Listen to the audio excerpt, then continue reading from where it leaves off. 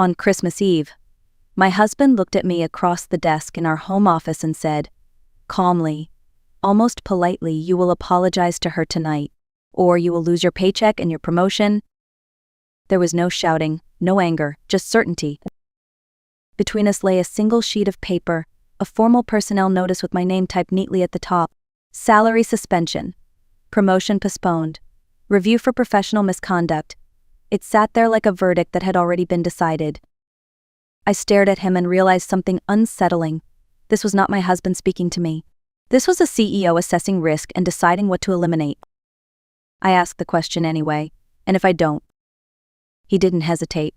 Then this becomes very difficult for you, Eliza. You don't want that. Outside the window, snow was falling softly over Manhattan. Downstairs, our Christmas party was already underway. Laughter, music, champagne. People celebrating a company they believed in, completely unaware of what was happening upstairs. The woman he wanted me to apologize to was Madeline Rhodes, his new favorite executive. Younger, flashier, and yes, the woman he had been sleeping with. He framed it as professionalism, as teamwork, as my failure to be collaborative. But I knew the truth. He wanted my obedience, publicly, in front of everyone. He wanted me to bend so he could protect her without consequences. I looked at the paper again. 8 years of work, 8 years of building something real, reduced to a checkbox and a signature.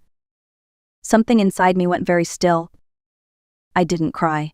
I didn't argue. I didn't negotiate. I simply said one word. Okay.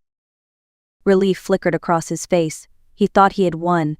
He thought that word meant surrender. What he didn't know was that my bags were already packed in the trunk of my car. He didn't know that my transfer papers were already approved. He didn't know that by morning I would be gone. That night he believed he had broken me. In reality, that was the moment I chose myself. Before I was the woman being threatened in her own home, I was Eliza Warren, the person who helped build everything my husband now believed he owned.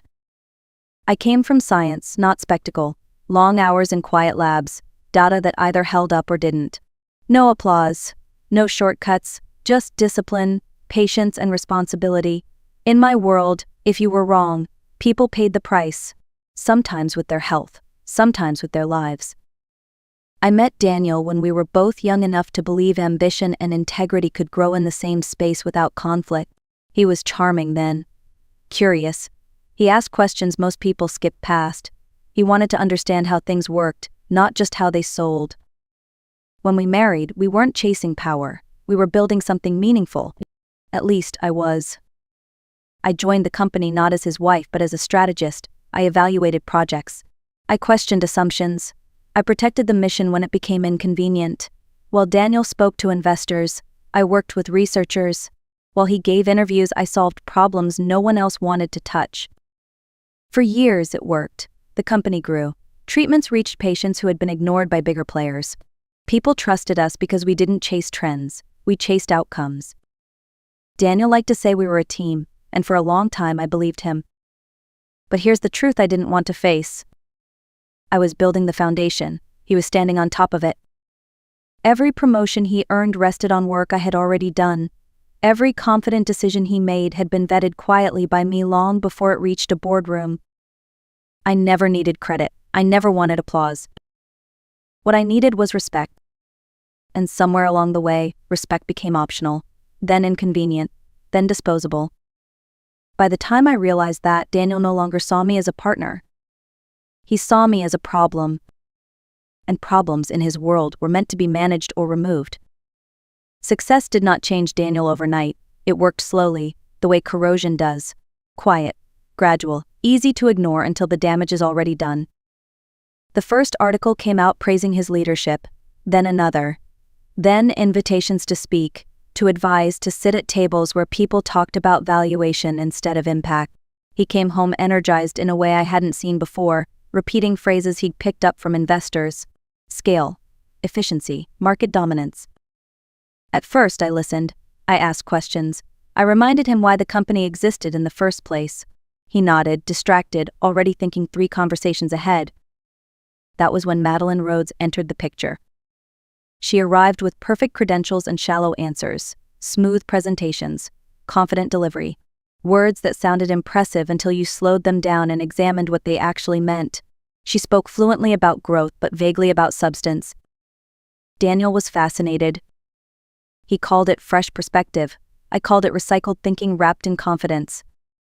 My objections were no longer treated as insight, they were treated as resistance, as negativity, as an inability to adapt. Meetings started happening without me. Decisions were made before I saw the data. When I questioned assumptions, Daniel sighed the way people do when they feel inconvenienced by facts. "You're too focused on details," he said once. "You're missing the bigger picture." But I was the only one still looking at the whole picture. Madeline learned quickly how to position herself. She agreed with Daniel publicly and deferred privately. She praised his vision. She framed every disagreement as a misunderstanding rather than a challenge. And slowly, I became the difficult one. The woman who asked uncomfortable questions. The wife who reminded him of principles he no longer wanted to defend. The voice that interrupted his momentum. I watched him stop listening. He no longer asked what I thought. He informed me of what he had decided. At home, the distance grew. Conversations shortened. Touch disappeared. He stopped seeing me as someone who understood him and started seeing me as someone who limited him. That was when I realized something painful. Daniel didn't fall in love with Madeline because she was better than me. He fell in love with her because she made him feel bigger without making him accountable. And in his new world, accountability was the last thing he wanted. 4 months before that Christmas Eve, I came home early from a conference. I had planned to surprise Daniel. I stopped at the grocery store, bought ingredients for a dinner we used to make together back when we still shared the same rhythm. I remember thinking that maybe things could still be fixed, that maybe I had been imagining the distance. I opened the door quietly. And then I heard her voice. Not vague, not ambiguous, clear, confident, comfortable, the sound of someone who believed she belonged there. I stood still in the hallway and let my mind do what it had always done best. Observe, register, accept facts without emotion. Her shoes by the door, a glass on the table with a lipstick mark I did not own, his jacket thrown carelessly over a chair. I did not walk into the bedroom. I did not confront them. I did not cry on the floor or scream or demand explanations that would only insult my intelligence. I turned around and walked back out. I drove to a hotel and sat in the bathroom for a long time, not sobbing, just breathing, letting the truth settle without resistance. In my profession, when a compound shows toxicity, you do not waste years trying to justify it. You do not negotiate with reality, you stop the trial. That night, I stopped believing in my marriage. But I did not end it loudly. I did not give Daniel the satisfaction of drama or tears or rage. I ended it the way I ended everything that could harm me. Quietly, carefully, with preparation. Because I understood something then that many people never do. The moment you confront someone who has already betrayed you, you give them time to prepare their defense. And I had no intention of warning him. I did not ask Daniel for explanations. I did not demand honesty from someone who had already proven he was comfortable with deception. Instead, I did what I had always done when facing a complex problem. I gathered information. I documented everything. Decisions that did not align with company values, expenses that were explained poorly or not at all, proposals that looked impressive on the surface but collapsed under scrutiny, not for revenge, for protection. When power shifts, truth becomes dangerous to the wrong people. At the same time, I began building something separate. Months earlier, Daniel's father, Richard Warren, had mentioned expanding operations overseas. A European research hub, London, partnerships with institutions that still cared about substance over spectacle. At the time, it had sounded like a future idea. Now, it became my lifeline. Richard had always seen the company differently than his son. Where Daniel saw growth charts, Richard saw patience. Where Daniel chased attention, Richard valued continuity. He noticed the shift long before I said a word. "You still remember why this company exists," he told me one evening, his voice heavy with disappointment that was not directed at me. I began working nights, quiet calls, careful introductions, conversations about science, not politics. I demonstrated value without announcing my intentions. I built trust where it still mattered. Daniel did not notice. He was busy. Busy with appearances. Busy with Madeline. Busy believing he had already won. By the time he decided to turn corporate policy into a weapon against me, I had already created options he did not know existed. I had learned something crucial. People who rely on control assume no one else is planning. They mistake silence for compliance, calm for weakness, stillness for fear. They never imagine that the person standing quietly in front of them has already moved 3 steps ahead. By the time Daniel threatened my career, my future no longer depended on him. He just didn't know it yet. The board meeting happened the day before Christmas Eve. Madeline stood at the front of the room, confident and polished, clicking through slides filled with bold arrows and ambitious projections. Her proposal was simple in theory and dangerous in practice.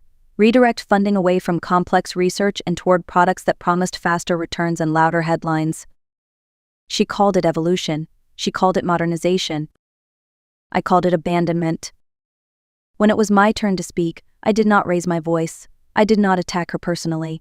I did not question her motives. I did what I had always done. I presented data. I explained what would happen if we shifted resources the way she proposed, which research teams would leave, which partnerships would dissolve, which patients would be forgotten because their conditions were no longer profitable enough to matter. I spoke slowly, clearly, with evidence she could not refute. The room went quiet. Richard Warren removed his glasses and looked at the board, not at his son. He thanked me. Then he tabled Madeline's proposal indefinitely. The decision was unanimous. Madeline's smile froze. She looked to Daniel, waiting for him to intervene. He said nothing. That silence told me everything. Later that night, Daniel accused me of humiliating her, of undermining leadership, of embarrassing him in front of his father. That was when I understood the real offense. I had not challenged bad strategy. I had exposed the wrong person. By defending the company's mission, I had threatened the fragile balance Daniel was trying to protect, not the business, his relationship. The next evening, on Christmas Eve, he called me into the office and slid the personnel notice across the desk. "Apologize," he said, "or lose everything." What he did not understand was that the boardroom had already decided something important. They had chosen truth over performance. And once that happens, power begins to shift in ways no ultimatum can stop. The Christmas party downstairs looked like a celebration of certainty. Crystal glasses, soft music, executives laughing as if nothing in the world could touch them. Daniel moved through the room with Madeline at his side, his hand resting lightly on her back, already behaving as if the future had been settled in his favor. He believed I would comply. He believed I would apologize quietly, smooth things over, and return to my place. He believed that power, once asserted, always worked. I stood near the windows and watched the snow fall over the city, feeling strangely calm, the kind of calm that comes when the decision has already been made and there is nothing left to fear. When Daniel approached me, his voice was low and controlled. He reminded me that everyone was waiting, that Madeline deserved respect, that I could end this easily. I nodded. Then I stepped forward.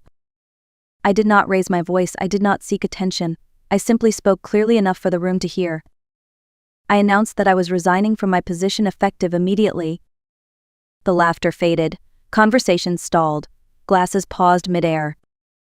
Before anyone could react, I continued. I explained that I had accepted a new role as managing director for the European division, overseeing expansion in London, that the decision had been approved by the board, that it would take effect at the start of the new year. Daniel stared at me as if I had spoken in another language. He tried to interrupt. He said that position did not exist, that he had not approved anything. Richard stepped forward then.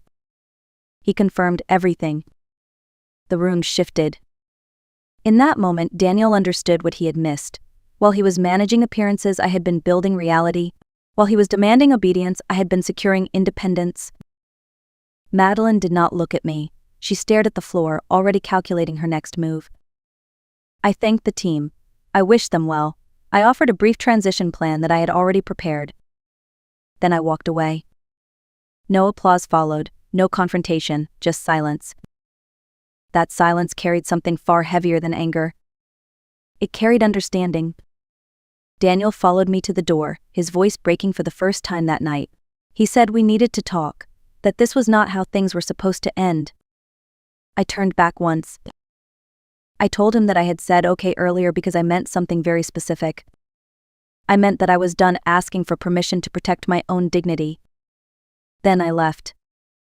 By the time the door closed behind me, the party was still standing, but the illusion of control had already collapsed. And for the first time in years, I felt free. London did not feel like an escape, it felt like alignment.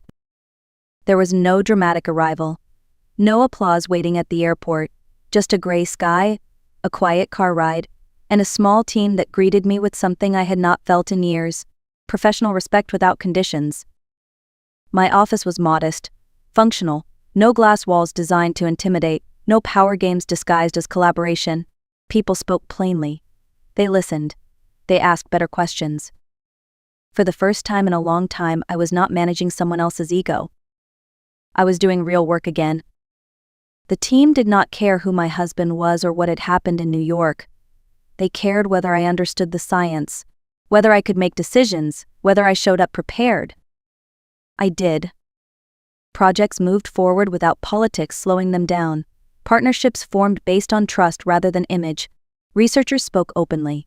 Disagreements happened without punishment. I slept better. I breathed deeper.